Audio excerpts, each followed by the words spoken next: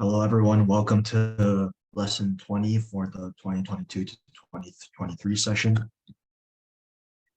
This is our YouTube channel for past lesson recordings. You can click on the link right there to go watch previous lessons. Our first icebreaker of the day. If you could choose one superpower, what would it be and how would you use it?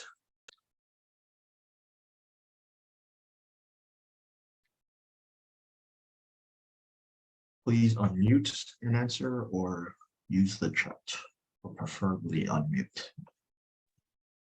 Yeah, I'll share mine first. I want to be able to fly so I can go to anywhere I want. Do anyone else want to share their idea? We prefer you to speak out. Don't worry if the pronunciation issue or the other. Just share out. So It's okay. We're all Asian here. yeah, we are not that good at pronouncing the word anyway. So please speak out. Or I'll call on the student if nobody volunteer. Yeah, I'm trying to get Leo to make a wheel right now, but he's Yeah. kind of slow at his job. No, does no one want a superpower? Yeah, okay. Can I call Then on? how about let's just move on to the next one. Okay. How about if you could have a dinner with a famous person, who would it be and why? So like who's like your favorite celebrity or famous person?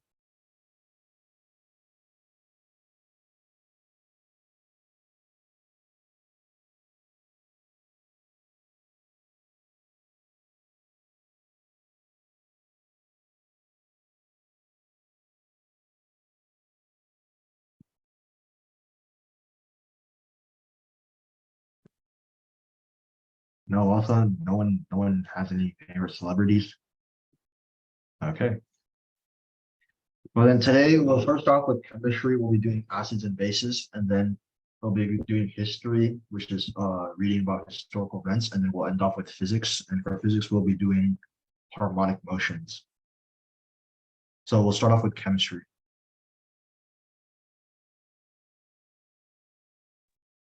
All right, so we'll start off with weak acid and base reactions. These are basically reactions where there's either a weak acid or a weak base, or there's both. And when this occurs, there's going to be it's not going to be like a straightforward one where the reactants react with each other and it turns into the products. Now there's going to be like an equilibrium where where at the end of the reaction, there will be an equilibrium of being both products and reactants. And on the left, you can see a picture of a weak acid to weak base reaction. You have the weaker acid, which is HA. I think the A is like a variable, so it's not any particular element. Yeah, it stands for acid. Yeah, that's the acid. Then you have the weak base, which it reacts with, and it turns into the conjugated base, I think, which is stronger, I guess. And it has a negative ion it's like negative charge. And then you have the conjugated acid, which is HB plus, which means it has a positive charge.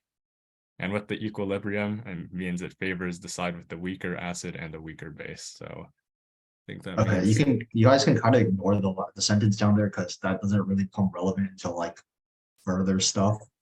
But the most relevant thing in the picture here is if you guys notice in the middle of the reaction, you see a double arrow going both ways. So for a normal reaction, you only see like, so ignore the pink arrow, just look at the yellow ones. Normally in a reaction, you would see like our arrow pointing right, like to the products, right? Because you go from reactants to products.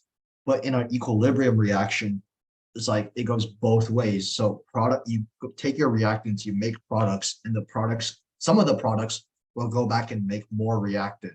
So that's why the arrow is going both ways. So it's because the reaction goes both ways simultaneously. right. Okay, rice tables. They're used to calculate the concentrations of each reactant and product in an equilibrium reaction. So the R in rice stands for the reactants.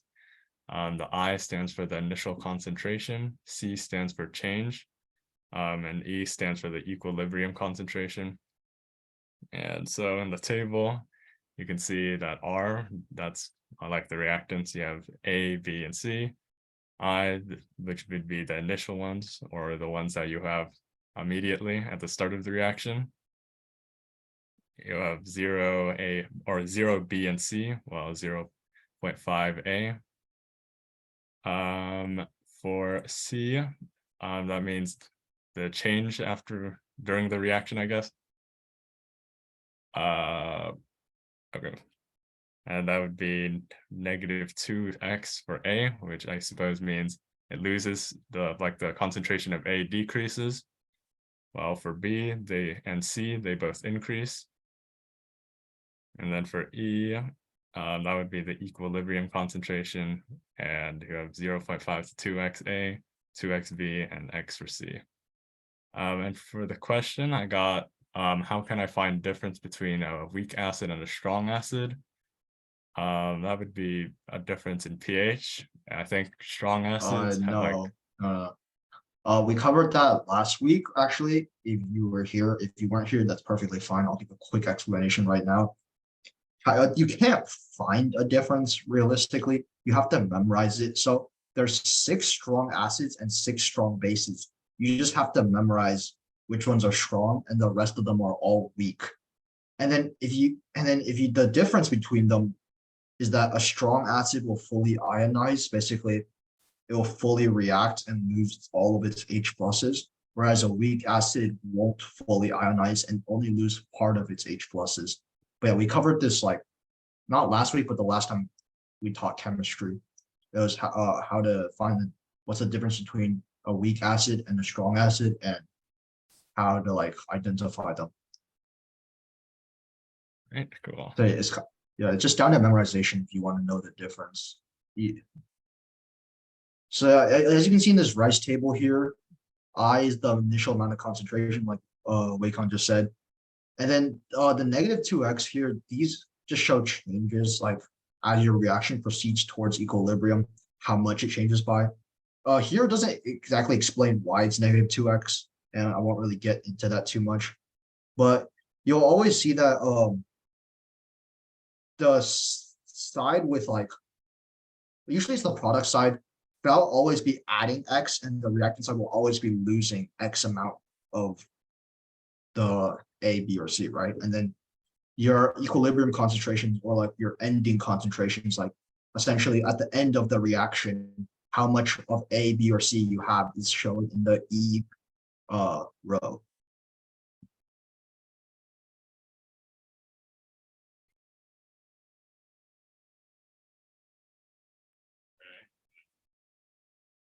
So we got K, that's the equilibrium constant, which is basically just a variable, or it's just a number that doesn't change.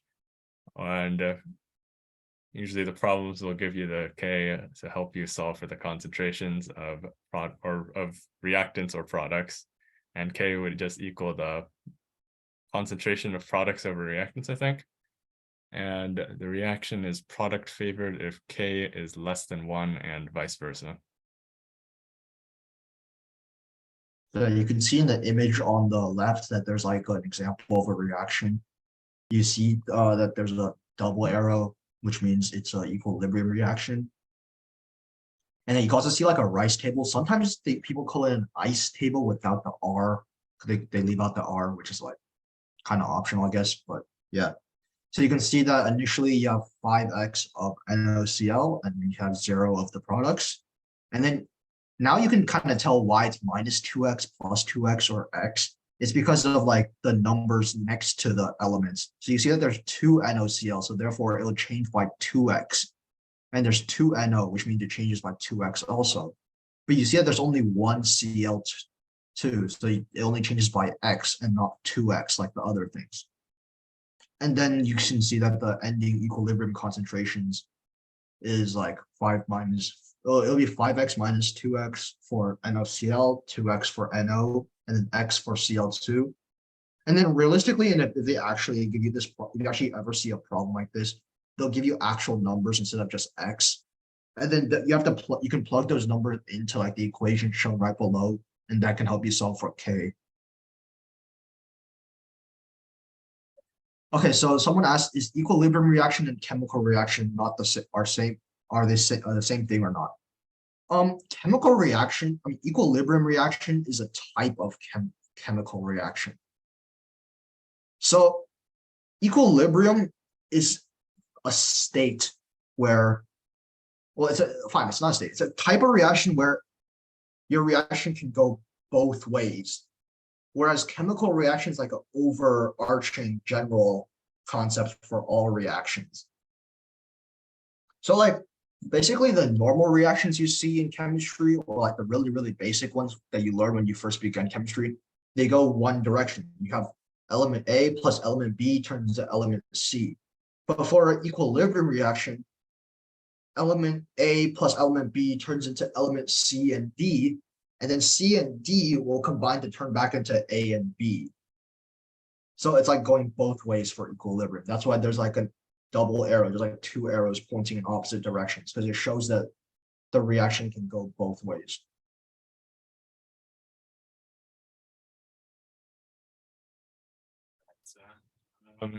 So for pH, if you're doing a titration, which is a weak acid plus a strong base, or the other way around, then you have to look at whether you have a more weak acid or a strong base.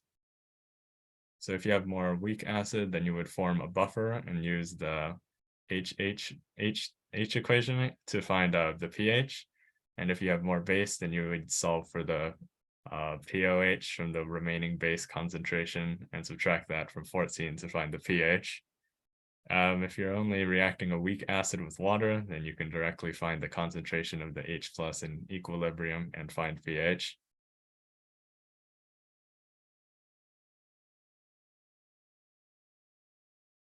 So it's kind of hard to find some examples online, but this is kind of the best I could find. So this one shows an example of the first type of case where if you have more weak acid than strong base, so then you would form a buffer, which we'll explain shortly later.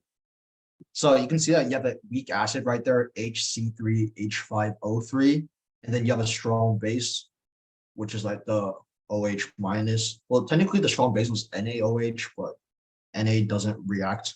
So we'll just call OH minus the strong base for now.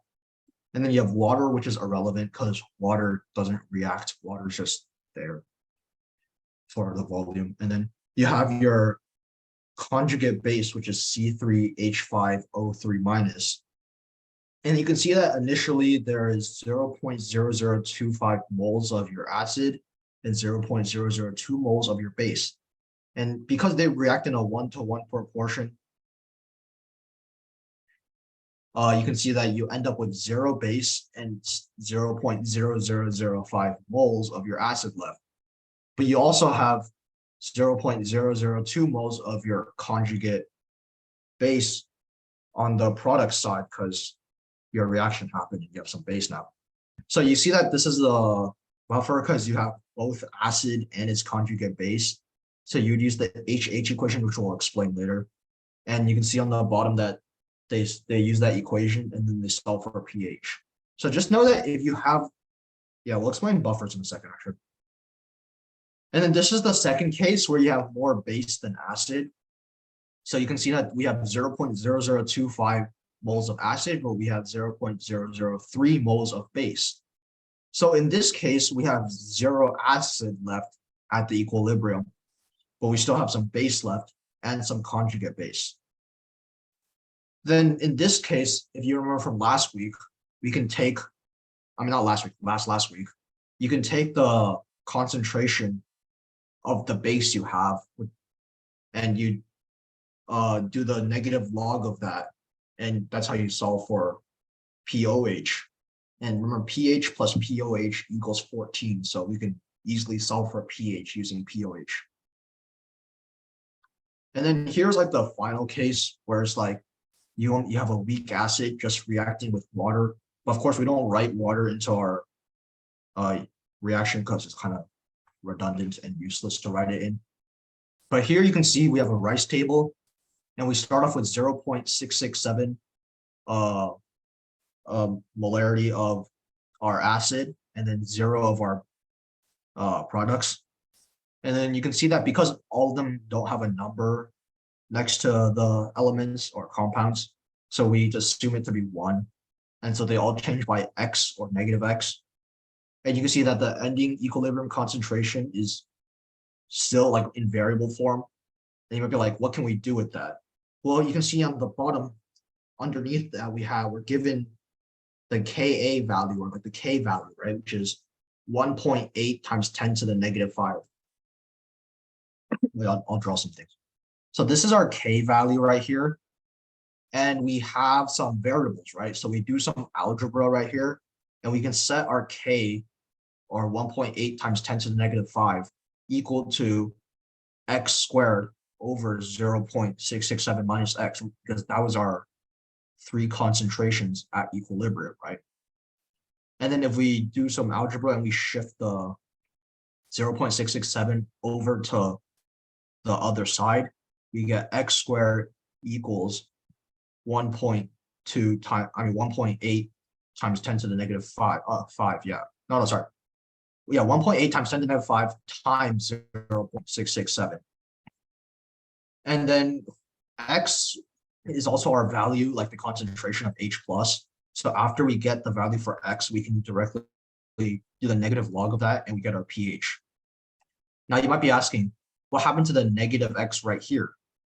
Well, as you can see, X is really small. Like this is our X value right here, the one I'm circling right now. It's really small. So compared to the 0.667, it's insignificant. So therefore, we can assume that it's 0. So therefore, it's not like we're completely accurate in our answer, but we're like pretty accurate, because the X value is so small that we can assume that 0.667 minus X will still be 0.667. And that's how we can set X squared equal to 1.8 times 10 to the negative 5 multiplied by 0.667.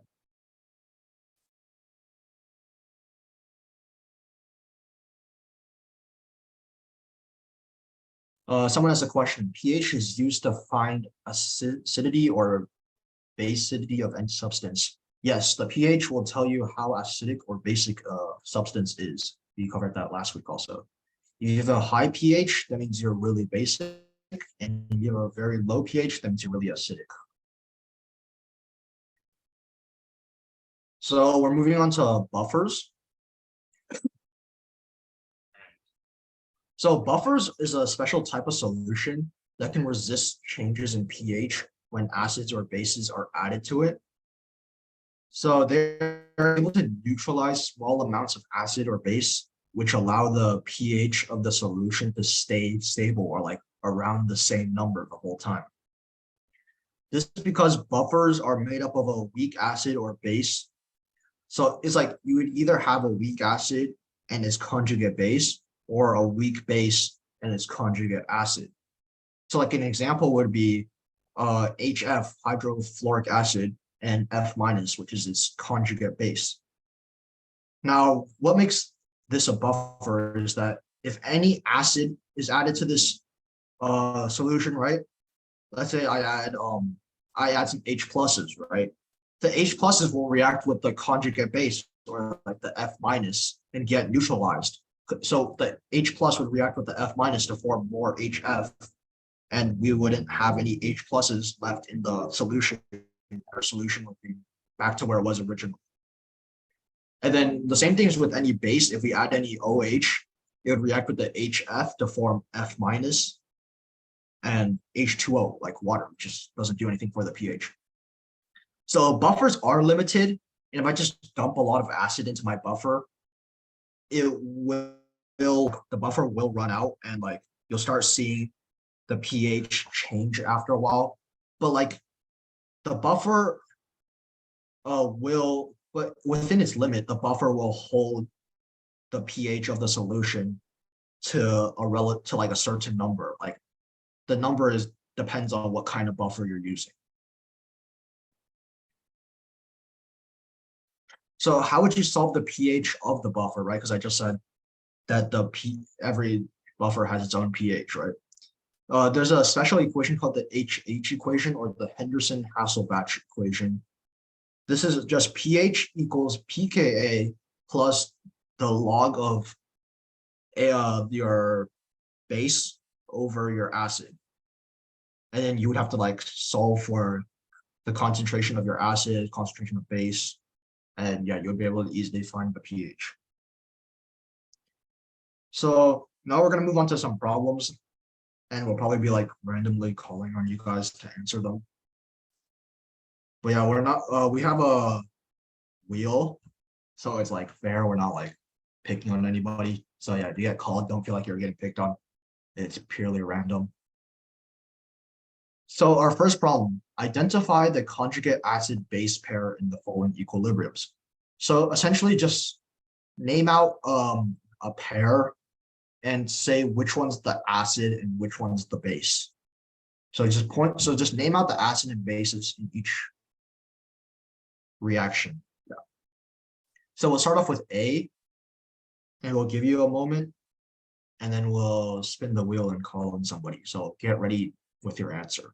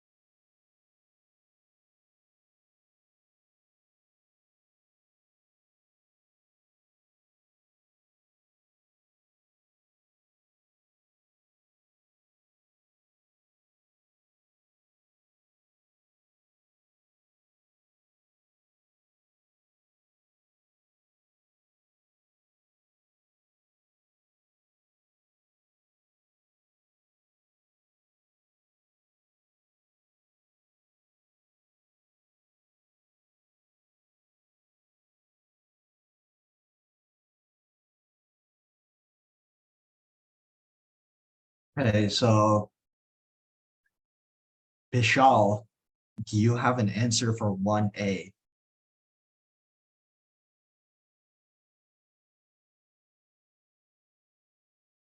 You can unmute your mic and say your answer out loud.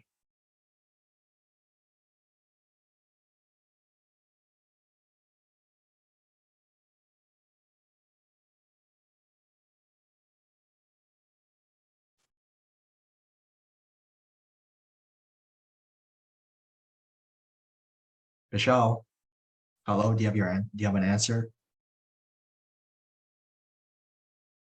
Oh, Vincent, I think he put it in chat. Okay, yeah, I see. B.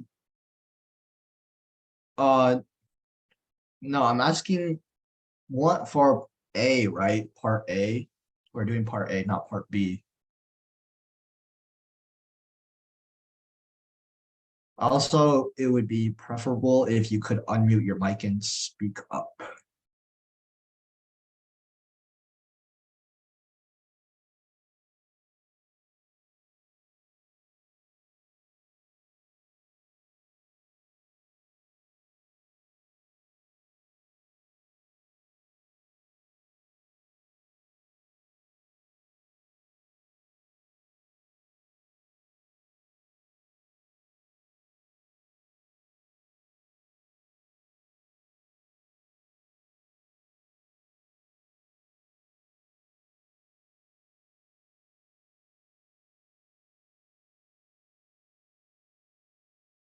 Okay, does anyone else have an answer there?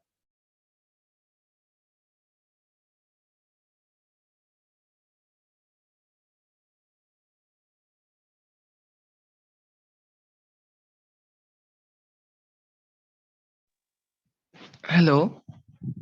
Hello? Hello, Susie. S2SO3 is a conjugate acid. H2SO3 is a conjugate acid. Yeah, that's correct. Yeah. But what is the what is it? H2SO3 is an acid, but what's the base then? Base, so what mean? So you correctly said that H2SO3 is the acid, right? But for every acid, there has to be a base. So can you also tell me which one is the base?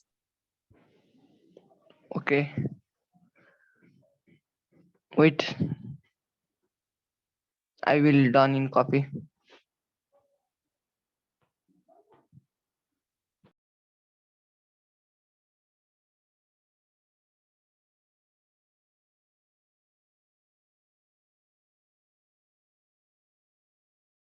Okay, we'll move on to B, but so Suso, or if I'm saying your name correctly, I correctly said that H2SO3 is the acid.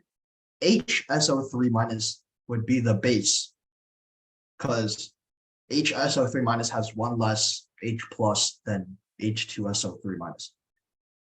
Okay, now we're moving on to part B. I'll give you guys a second to look at the question, to look at the equation, and then we'll be randomly calling on somebody to give the answer. Remember, you need to find an acid and a base.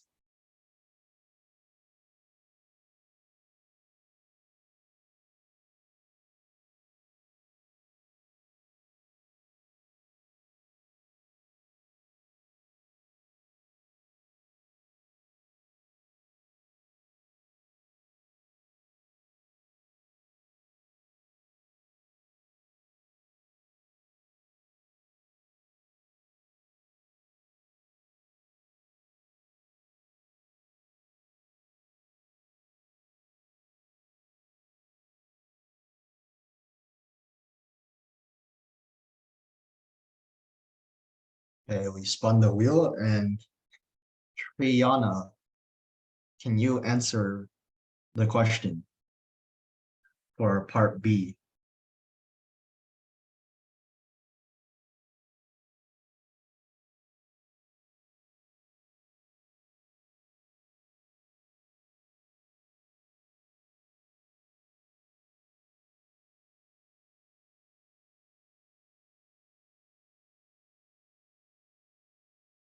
It's okay, don't be shy. If you don't have an answer, just say you're still working on it or something.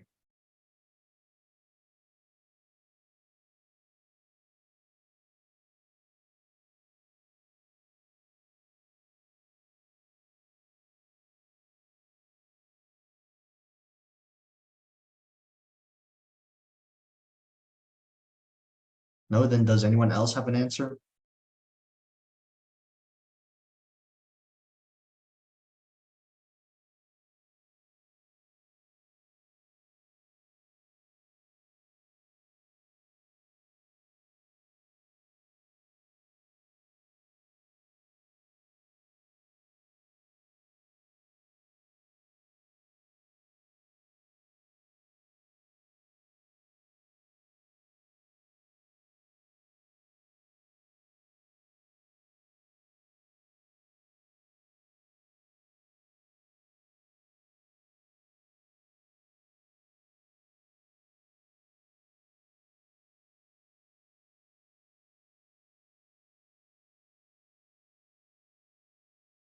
No, does no one have an answer yet for part B?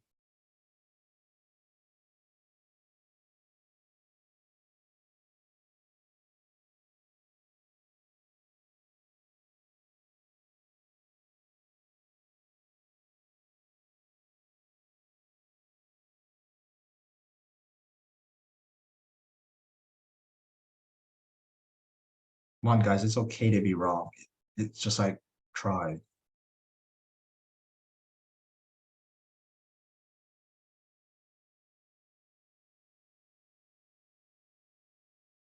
Okay, how about we move on to problem 2 then?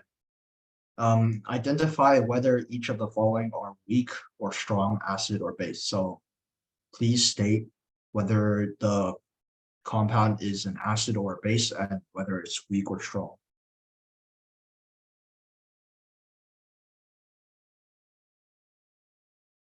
So, Suso, can you answer A, is what HCl an acid or a base, and is it strong or weak?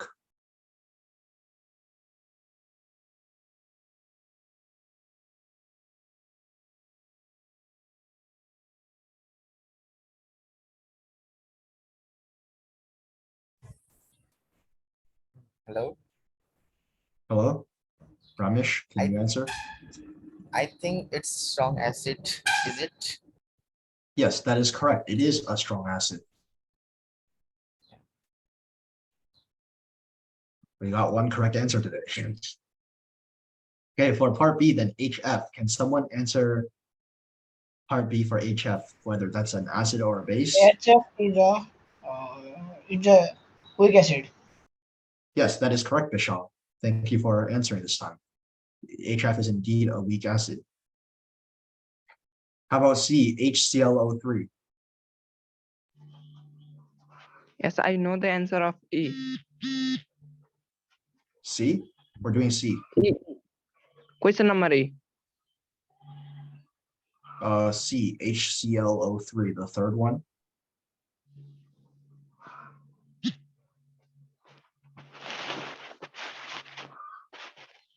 What do you think it is? Do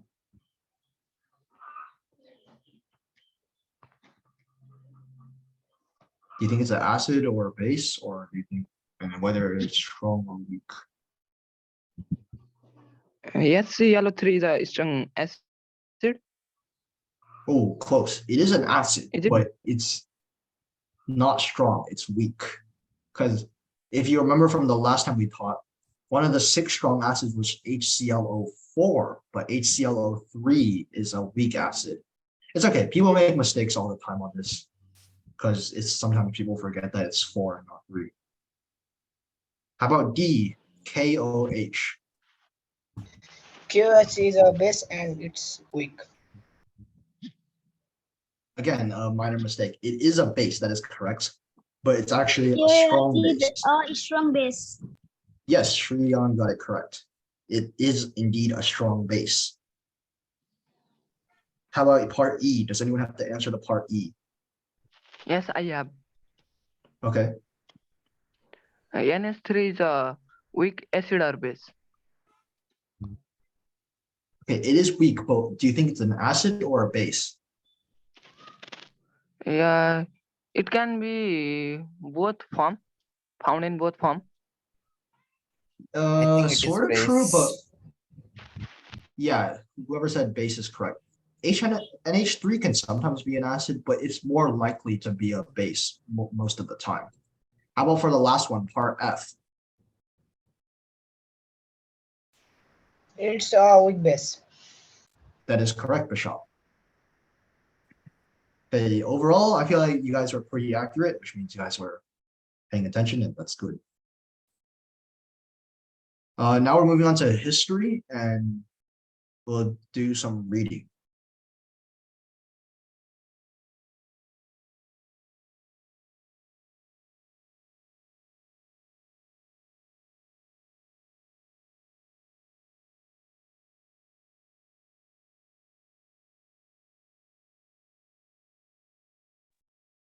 Okay, so for history today, we're also going to include a little bit of English reading.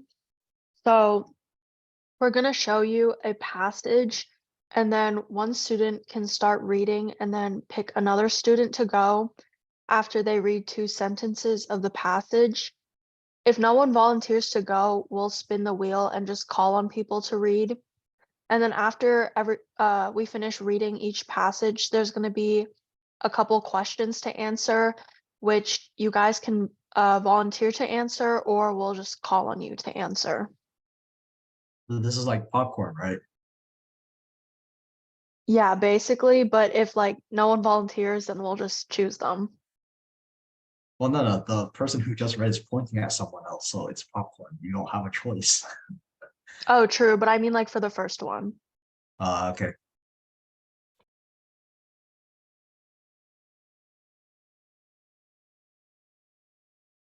Any volunteers? Remember, if you volunteer first, you got to pick who gets to read next. Can I read? Sure, go ahead. Read 2 sentences, please.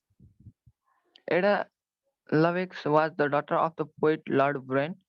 She was taught by the Mary Summerlee, a well-known researcher and the scientific author. which introduced her to Charles Babbage in June 1833. That was very nice. Now you can pick someone else to read. Who would you like to pick?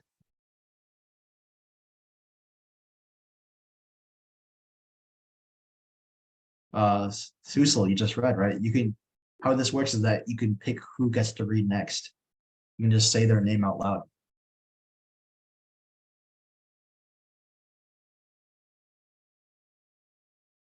No, do you not want to pick anybody?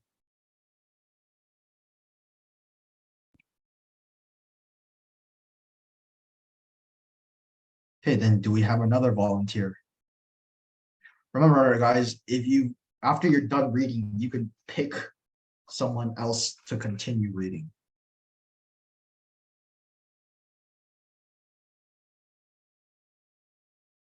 Can I read?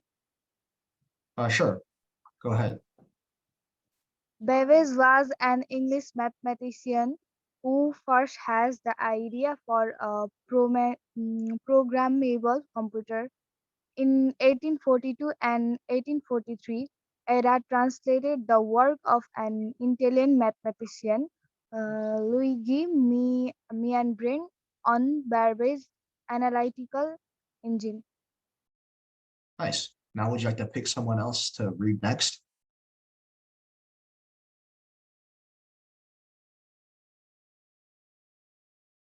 You can pick anybody here.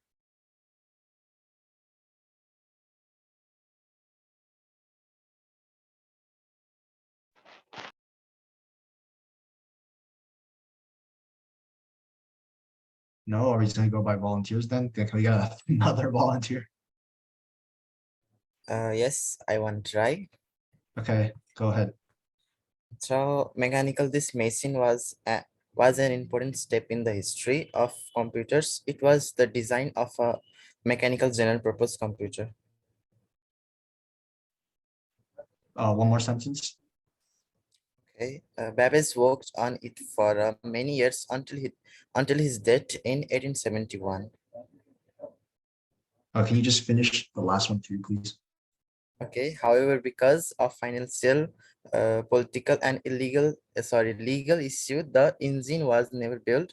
The design of the machine was very modern. It anticipated the first Anticipated. completed.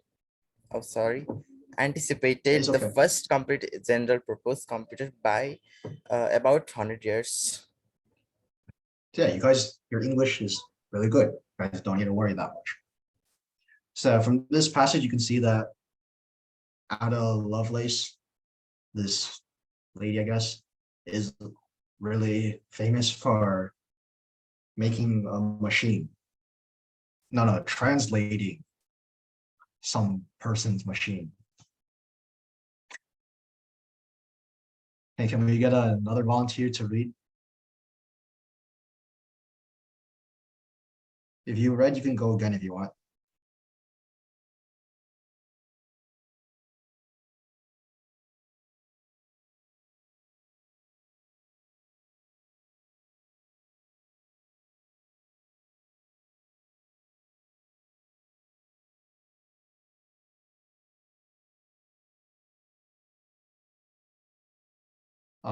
Suso, can you read again?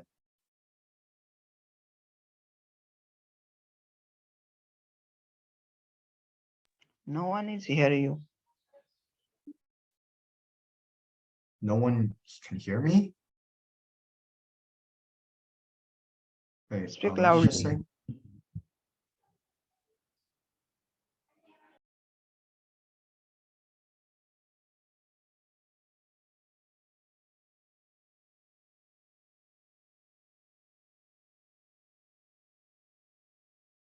Can someone volunteer to continue reading?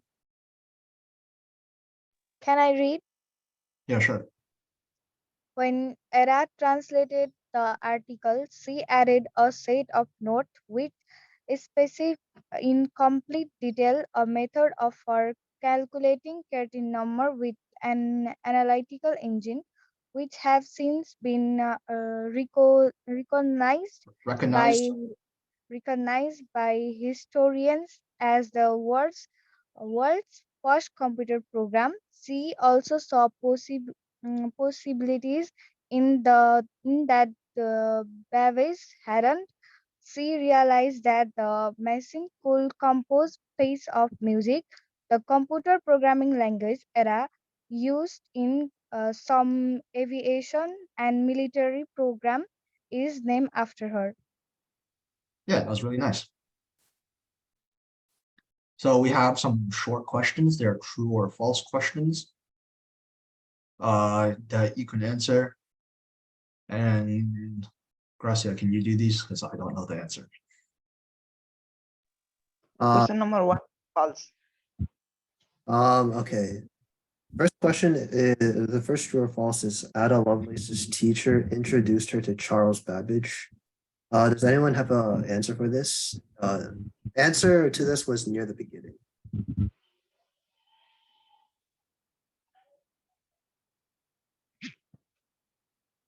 I-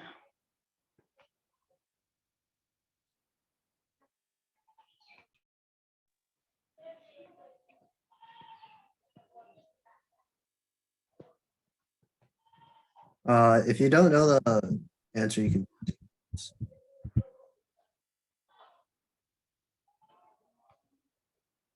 Question number 1 is false. Unfortunately, the first one is true. Can you go back?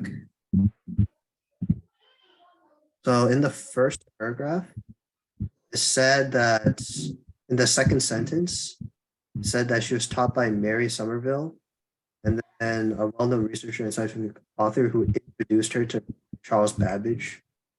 So it is true. Go to the second one. All right, so the second one is Babbage programmed the first computer.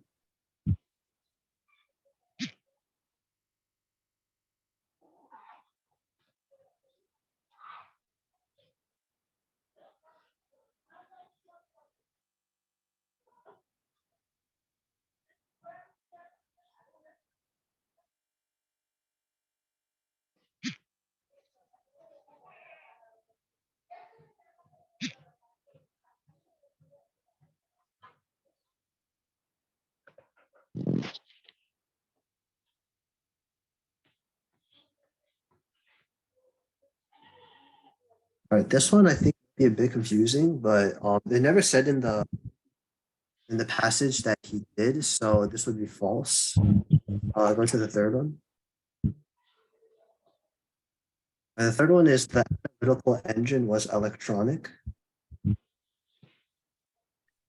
Just go Question back number- to.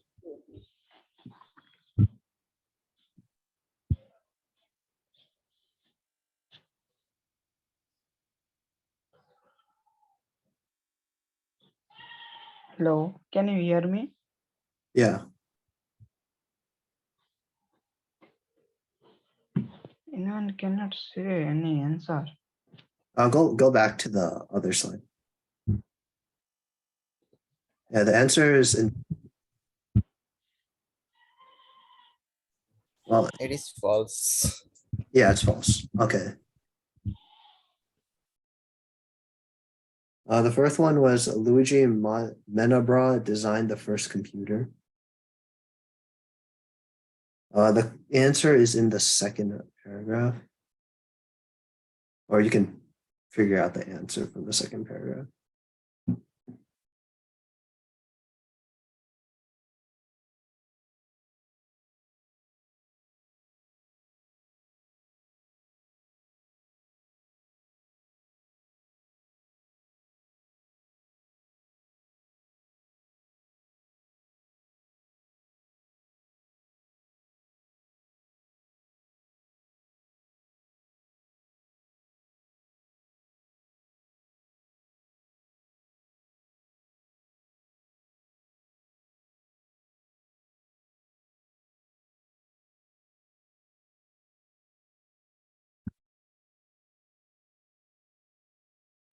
Does anybody have an answer?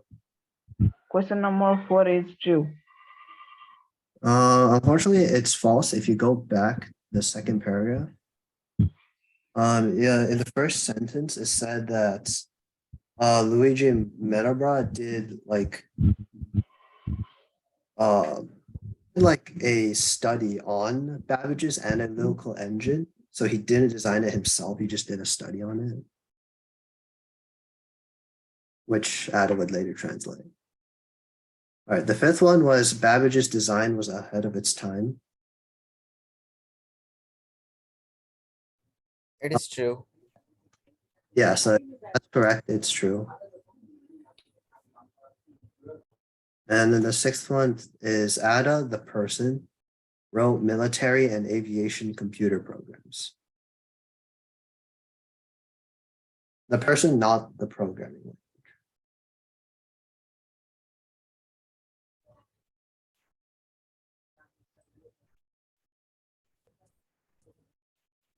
But do you think False. Yeah, it's false. All right. We can go to the second passage now.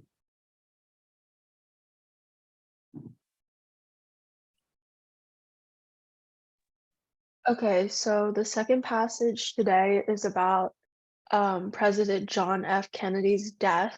So if anyone wants to volunteer and read first, you can start reading.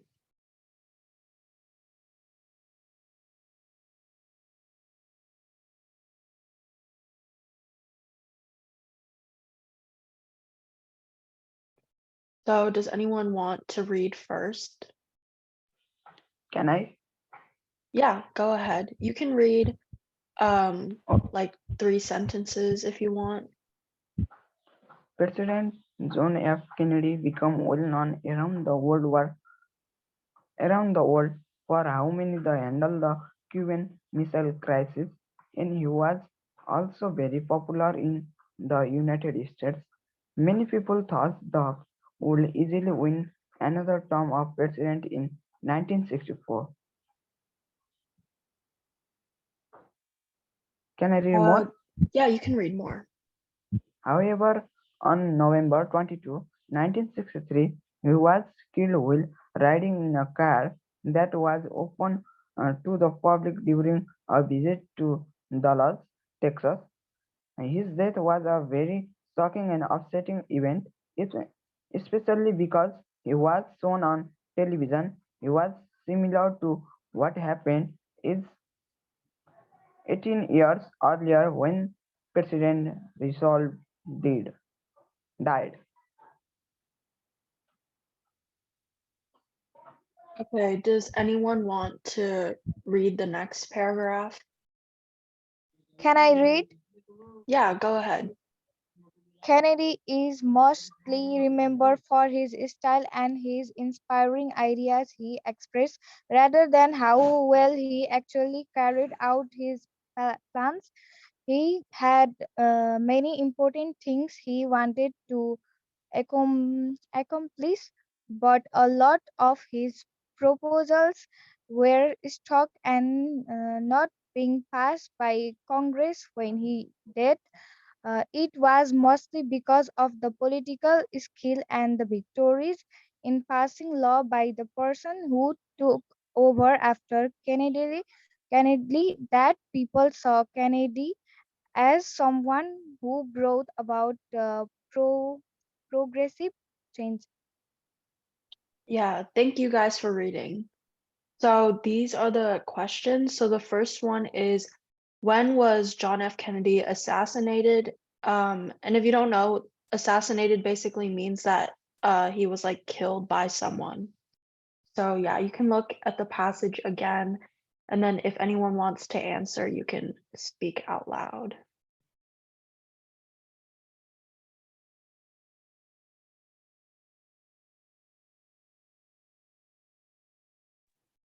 On November 22, 2022, 1963. Yeah, that's right. Good job. Okay, and then the second question is, where was John F. Kennedy assassinated?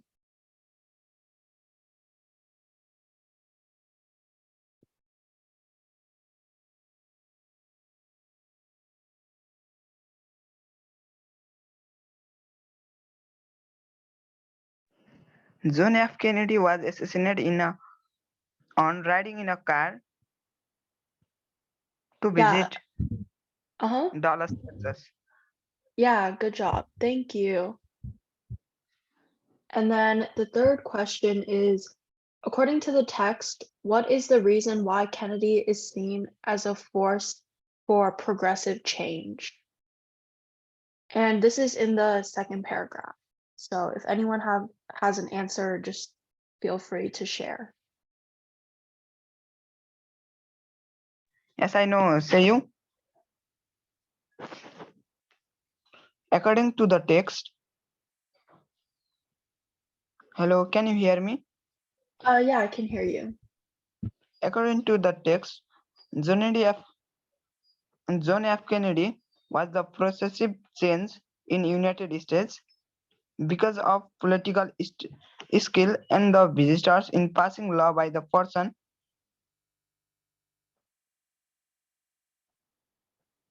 Yeah, that's the right answer. Good job. And thank you to those who read the passage and shared your answers. So now we'll move on to physics. Okay, so for physics, we'll be talking about simple harmonic motion. So harmonic motion is basically a periodic motion that travels through an equilibrium, and the forward and backward movement is called an oscillation. So there are plenty of examples of harmonic motion, including pendulums, spring motions, as well as swings, musical instruments, and sounds. So first we'll be talking about springs. So the spring force is equal to negative kx. This is also known as Hooke's law. So K is known as a spring constant, which basically tells us how strong the spring is. And it's in the units of newtons over meters. And then X is the distance the spring is stretched, or the displacement, and its unit is in meters. And then there's also a negative sign in the formula, which basically tells us that it's the restoring force. When, in other words, opposite to the direction of the displacement.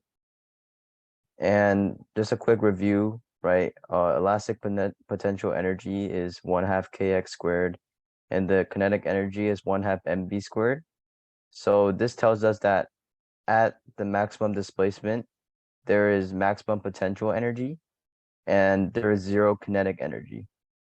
And then at minimum displacement, which in other words is at the equilibrium, there's 0 potential energy and maximum kinetic energy.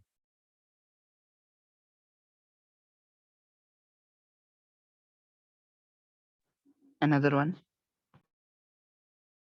And then next we have the pendulum. So for the restoring force, the formula would be mg sine theta, and this can be seen in the diagram to the right. You break it into a triangle. And then, so similar idea, at the maximum displacement, the restoring force would be at a maximum, as well as the potential energy, which is mgh. They would both be at the maximum, and then the kinetic energy or velocity would be 0. And then at the minimum displacement, in other words, the equilibrium, the restoring force and the potential energy would be 0, while the kinetic energy and the velocity would be at a maximum. However, if the angle or theta is small, then that means sine theta would equal to theta, and that's when the motion can be treated as a simple harmonic motion. Next slide. So that would give us these equations for the such as the period. So the period basically shows how much time it takes for the spring or the pendulum to complete one oscillation, and the period for a pendulum is independent of the mass of the pendulum. So yeah, these equations are pretty important. So this is our first problem. A block of mass 8 kilograms attached to a spring with constant K equals 500 Newton meters is at rest at its equilibrium position. A force acts on the block giving it an initial speed of 2 meters per second. And you want to find the maximum distance that of the resulting oscillation. So some of the formulas are written right there to show you what you can and should use to help you solve the problem. And yeah, we'll give you a moment to solve it.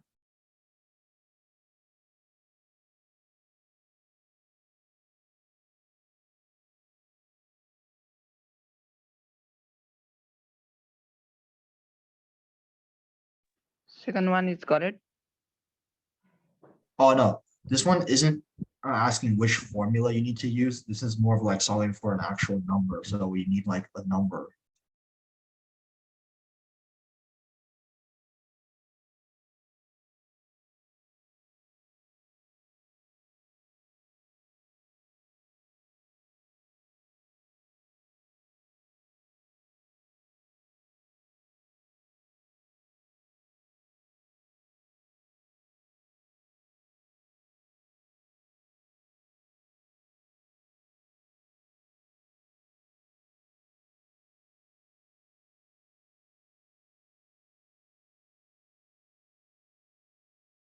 So does anyone have an answer?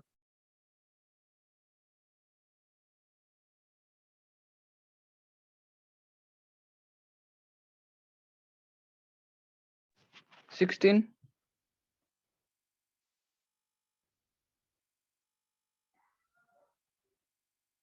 Oh no. No, it's the distance is not 16. Which formula can you use?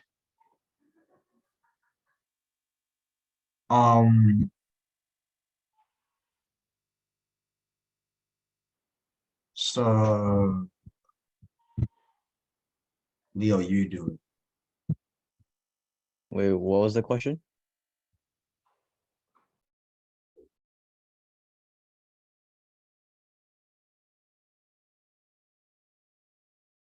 I mean, I guess we could just review the solution if no one really has an answer.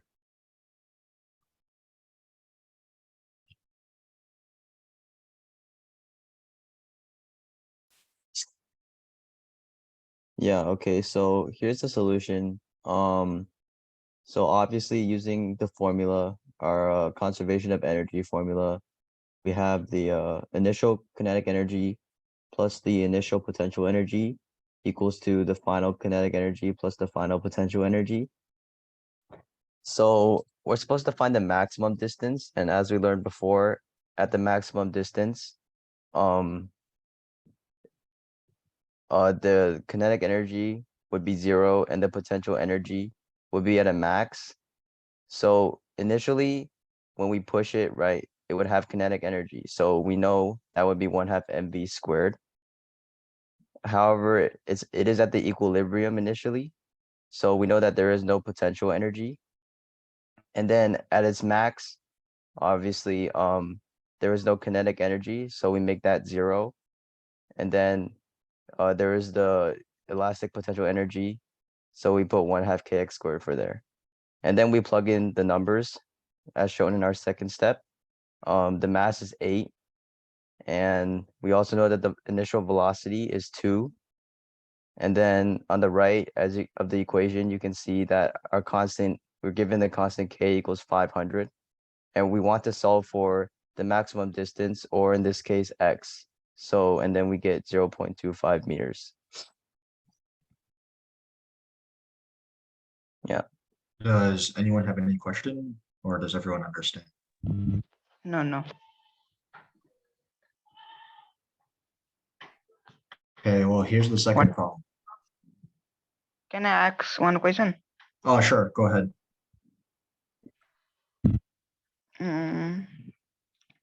Okay, one second. What is the meaning of that I know? K x power 2. What does means x? X is distance. That was, so let's say my spring, I have a spring, right? And it's not stretched, so it's like this. Then and I suddenly stretch it, right? Stretch it to be like this, right? The distance that I stretched it would be X. Okay. That means X, X is the SI unit of meter, so it can be calculated in the meter. Yes. Okay. So here's our second problem. A block of mass 1.5 kilograms is attached to the end of a vertical spring of force constant K equals 300. After being at rest, the block is pulled down a distance of 2 meters and released. What is the minimum and maximum stretch of the spring during the oscillation of the block? So you're actually giving us two numbers here.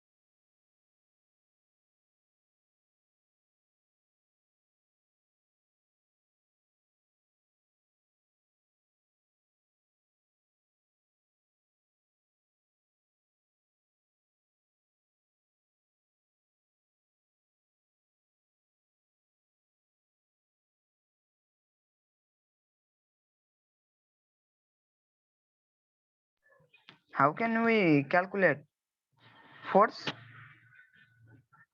Force, you have your formulas down there. You have Hooke's law, force, spring force equals negative kx. Okay.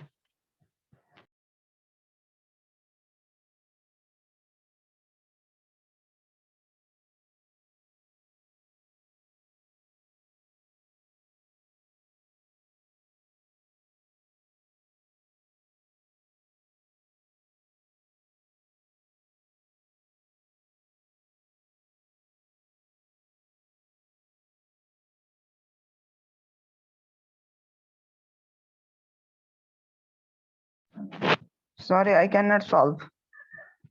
It's okay. You can, if no one has the answer, we'll move on to the solution. Can you show me answer? Yeah, it's right here.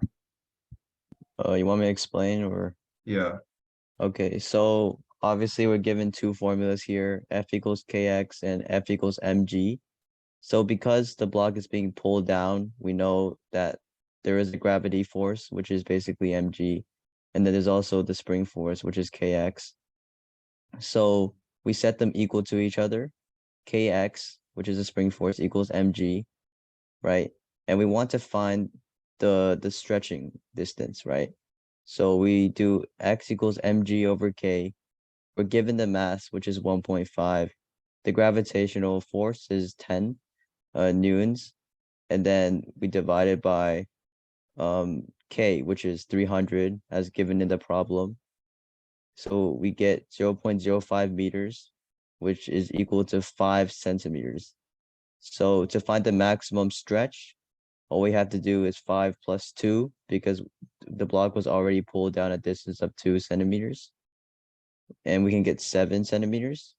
And then the minimum stretch would be 5 minus 2, which would give us 3 centimeters. So yeah, just know that if it's hanging down, just understand the forces, the gravitational force and the spring force, and it should be pretty easy. Can I ask you a question? Yeah. When minus kx is exchanging the place, there is a kx only. And then when force mg is exchanging the place, the force is already in positive, and exchanging the place, they have minus.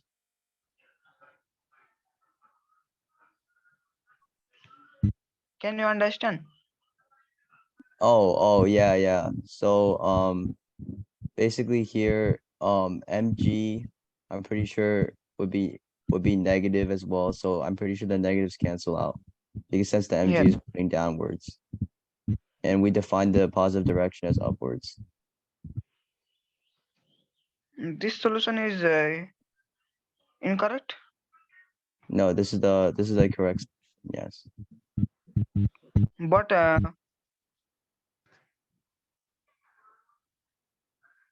Where is a mistake?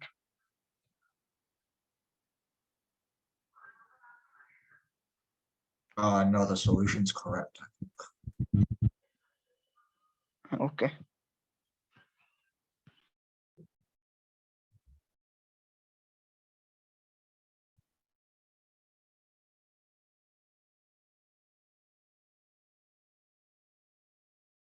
Is there any more questions?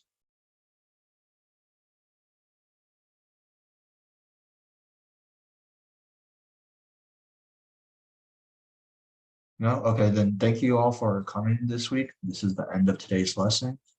And the feedback form is right there. We would appreciate it if you can give us some feedback.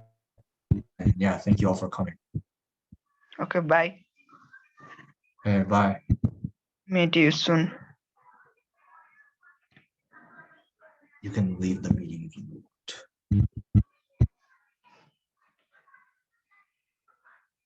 Can you come Nepal in Hmm? future? Can you come Nepal in future? He's asking if we can come to Nepal in the future. Oh, yeah, I wanted to come this summer, but then my passport is expired, so I can't go this summer, but maybe next one. You will come in our school to visit. Yeah, probably. Okay, bye. Okay, Bye.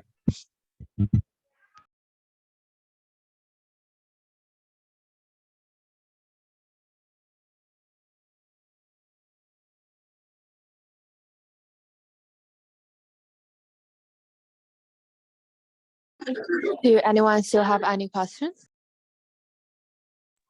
If not, that's the end of our today lesson. Thank you so much for coming today and interacting with our teacher and speaking out. It's great. Thank you.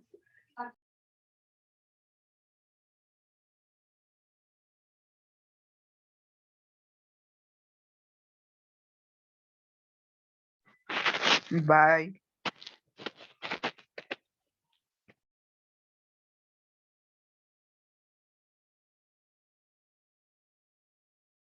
Vincent, I made you host, so like you have to end the meeting.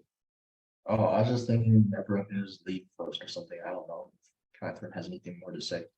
I think that is you can close the meeting. Thank you, everyone.